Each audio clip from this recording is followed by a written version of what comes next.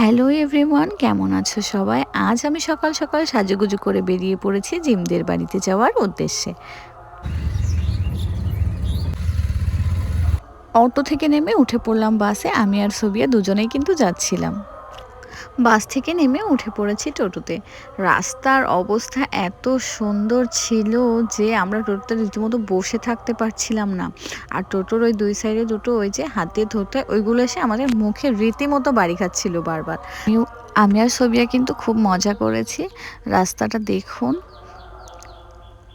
রাস্তার অবস্থাতে দেখেছেন? এই রাস্তায় এত পরিমাণে ট্রাক্টর চলাচল করে যে রাস্তাটার অবস্থা মানে রাস্তাটার বেঁচে নেই।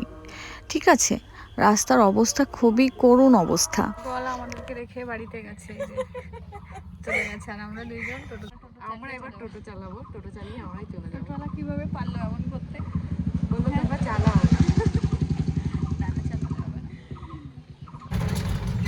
টোটোওয়ালা চলে এসছে।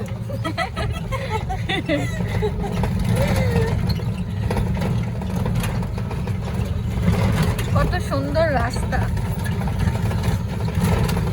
জিমদের বাড়িতে যাওয়ার রাস্তা অনেক সুন্দর। আপনারা যদি একবার আসেন আর কখনো সামনে আরো আমরা চলে এসেছি জিমদের বাড়ির সামনে নেমেছি। তো আমাদের এখানে নামিয়ে দিয়েছে। তারপরেও বলছি আরিয়ান কোথায়? ওই দেখো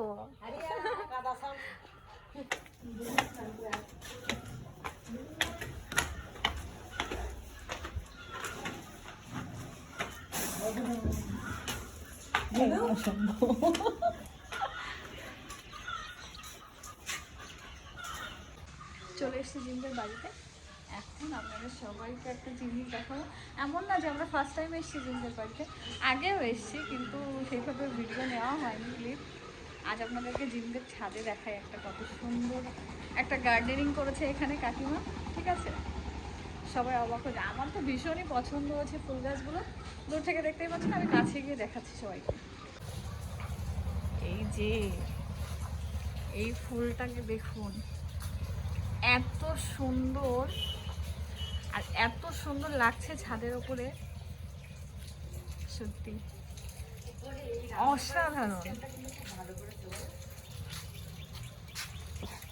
এই যে স্ট্রবেরি গাছ, জিমের স্ট্রবেরি হচ্ছে দেখুন কত সুন্দর।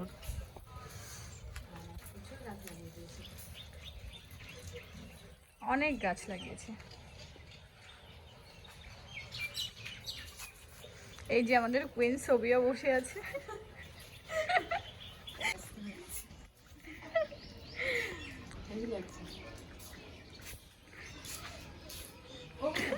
নাইটি বৌদি। ফুলগুলো কিন্তু আমার বোনের মতোই সুন্দর। ওই বাড়ি এসে ফুটেছে। এই দুটো ফুল বাড়ি এসে ফুটেছে। আমি পরি দেখে নিয়ে এসেছি, আর মা নিয়ে এসেছে ফুল। আমি গোলাপটা কালার ভীষণ সুন্দর, ভীষণ। আমি তো গাইস আমার বলিকে একটু দেখেন। হ্যাঁ, ফুলের পাশে উঠে চোখ খুলে গেছে। সাদা ফুলটা একটু ধরো। নাইটি পরে জিমদের বাড়িতে আমার সব থেকে পছন্দের জিনিস এটা, রান্নাঘর। এখনো কমপ্লিট হয়নি, মানে এখানে এখনো চালু করেনি কোনো কিছু রান্না বান্না। এইটা আমার সব থেকে পছন্দের জিনিস। আর তার উপর কাকিমা আর বুনু মিলে ছাদটা পুরো ফুলে ভরিয়ে দিয়েছে, মনে হচ্ছে বারবার দেখেই যাই। এটা হচ্ছে জিমের ঘর। হ্যাঁ, তোমার বিয়েতে গিফট করবো। এটা হচ্ছে জিমের ঘর, আর জিমের ঘরের সব থেকে পছন্দের জিনিস হচ্ছে এটা, আয়নাটা। এটা হচ্ছে জিমের কি, এটাকে কি বলে, আলমারি। আর এই যে বুনুর টেবিল, এখানে বুনুর গেমিং এর যে চেয়ারটা এখানে। মেয়েটা ভুলে গেছে এটাকে কি বলে। কেমন লাগছে আমাকে? সত্যি আয়নাটা ভীষণ সুন্দর, ভীষণ তারপরে সুন্দর। আবার যখন গাইস লাইট দেবে না চারিপাশে, তখন আরো ভালো লাগে। আরো সুন্দর লাগে। নিজের শার্টটা পছন্দ হয়নি, এখন ইরফানের শার্ট পরেছে। ভালো আছে না? হ্যাঁ, এটা একটু বেশি ভালো লাগছে, এটা লং না এই কারণে। এটা দুটো তিনটে বোতাম লাগাতে হবে। বোন একটু এইদিকে করো। গাইস এই যে ড্রেস চেঞ্জ করে ফেলবো এই মুহূর্তে। আমাদের নায়িকা এখন যাবে বিদেশে।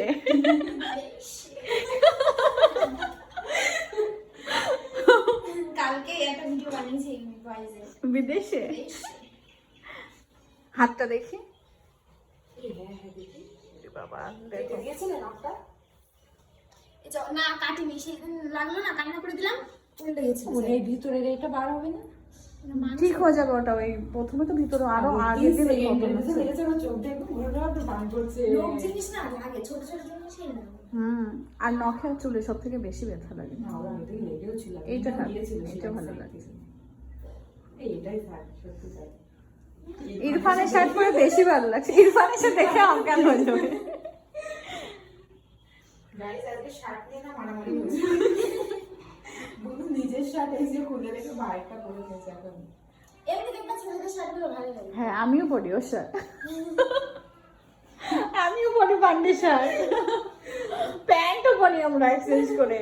ও ভাই, আমার প্যান্ট পরে, আমি আগের দিন ভাইয়ের কথাটা বলছিল যে আমরাও প্যান্ট পরি। এইবার আমার প্যান্ট নিয়ে যাই, দিয়েই যায় না।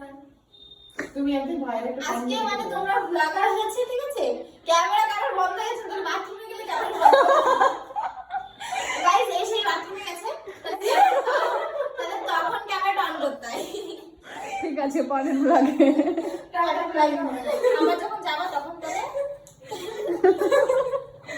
সবই ক্যামেরাই বন্ধ করে সবাই মিলে অনেক মজা করলাম। তারপর এই যে ফাইনালি জিম জুতো পরছে। এখন আমরা এখান থেকে বেরিয়ে যাব অ্যালবাম শ্যুটের জন্য।